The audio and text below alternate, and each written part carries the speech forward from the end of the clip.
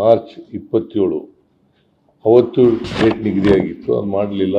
ಆಮೇಲೆ ಕಳೆದ cabinet ಮೀಟಿಂಗ್ನಲ್ಲಿ 24 April ಮಾಡೋದು ಅಂತ ತೀರ್ಮಾನ ಆಯಿತು, ಚರ್ಚೆ ಮಾಡೋದು ಅಂತ.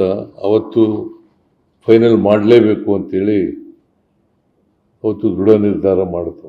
ಅವತ್ತು ಕ್ಯಾಬಿನೆಟ್ ಇದ್ದ ದಿನ ಹೋದ ಕ್ಯಾಬಿನೆಟ್ನಲ್ಲಿ, ಅಂದರೆ ನಿನ್ನೆ ಗುರುವಾರ ಅಲ್ಲ, ಇಂದಿನ ಗುರುವಾರ ಕ್ಯಾಬಿನೆಟ್ ಇದ್ದದ್ದು.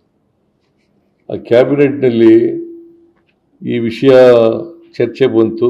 ಚರ್ಚೆ ಬಂದಾಗ ಯಾವ ಡೇಟು ಮಾಡೋದು ಏನು ಅಂತೇಳಿ ಇದು ಚರ್ಚೆ ಆದಾಗ 24ನೇ ತಾರೀಕು ಮಾಡೋದು ಅಂತೇಳಿ ತೀರ್ಮಾನ ಆಯಿತು. ಅವತ್ತೇ ನಾವು ಏನು ತೀರ್ಮಾನ ಮಾಡೋದು ಅಂತಂದರೆ, ಕ್ಯಾಬಿನೆಟ್ನಲ್ಲಿ ಒಂದು ಸಲಹೆ ಏನು ಬಂತು ಅಂತಂದರೆ, ಒಂದು ಚೀಫ್ ಸೆಕ್ರೆಟರಿ ಅವರ ಅಧ್ಯಕ್ಷತೆಯಲ್ಲಿ ಒಂದು ಟೆಕ್ನಿಕಲ್ ಕಮಿಟಿ ಮಾಡಬೇಕು ಅಂತ ತೀರ್ಮಾನ ಆಯಿತು. ಅವರು ಇವತ್ತು ವರದಿಯನ್ನು ಕೊಟ್ಟರು. ಆಮೇಲೆ ಕೋರ್ಟ್ನವರು 50% ರಿಸರ್ವೇಷನ್ ಹೇಳಿರೋದ್ರಿಂದ SCಗಳಿಗೆ 15% ಬರೋದು, STಗೆ 3% ಬರ್ತದೆ. ಆಮೇಲೆ ನಾವು ಏನು ಆಕ್ಟ್ ಮಾಡಿದ್ದೋ ಒಳ ಮೀಸಲಾತಿ ಬಗ್ಗೆ, ಅದಕ್ಕೆ ಪ್ರಪೋರ್ಷನೇಟ್ ಆಗಿ ಕೊಟ್ಟಿದ್ರು. ಅಂದರೆ 17%ಗೆ 6.5 ಆದರೆ 15%ಗೆ ಎಷ್ಟಾಗುತ್ತೆ ಅಂತ ಕೊಟ್ಟಿದ್ರು. 5.3 ಪ್ಲಸ್ 4.4 5.3 ಪ್ರಪೋರ್ಷನೇಟ್ ಆಗಿ 17% ಇದ್ದಾಗ 6.5 15%ಗೆ ಕಡಿಮೆ ಆದಾಗ 5.3 5.3 4.4 ಗೊತ್ತಾಯ್ತಲ್ಲ. 15 ಒಟ್ಟಿಗೆ 15 ಆಗಬೇಕು.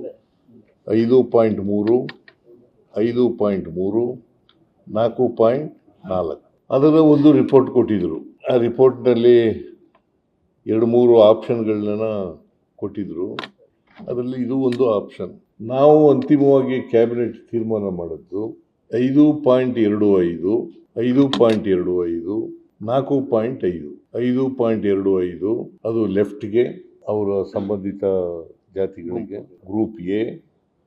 ಗ್ರೂಪ್ ಬಿ ನಲ್ಲಿ 6% ಕೊಟ್ಟಿದ್ವಲ್ಲ ಹಿಂದೆ, ವಲಯರು ಮತ್ತು ಅದಕ್ಕೆ ಸಂಬಂಧಿತ ಜಾತಿಗಳು, ಅವ್ರಿಗೆ 6 ಕೊಟ್ಟಿದ್ದು. ಅದಕ್ಕೆ 5.25 ಬೋವಿ, ಲಂಬಾಣಿ, ಕೊರ್ಚ, ಕೊರಮ ಮತ್ತು 59 ಅಲೆಮಾರಿ ಜಾತಿಗಳು, ಇವೆಲ್ಲ ಸೇರಿ 4.5.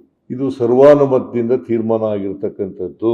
KH ಮುನಿಯಪ್ಪನವರು ಒಪ್ಕೊಂಡಿದ್ದಾರೆ, ತಿಮ್ಮಾಪುರು ಒಪ್ಕೊಂಡಿದ್ದಾರೆ, ತಂಗಡಿಗೆಯವ್ರಿಗೂ ಒಪ್ಕೊಂಡಿದ್ದಾರೆ,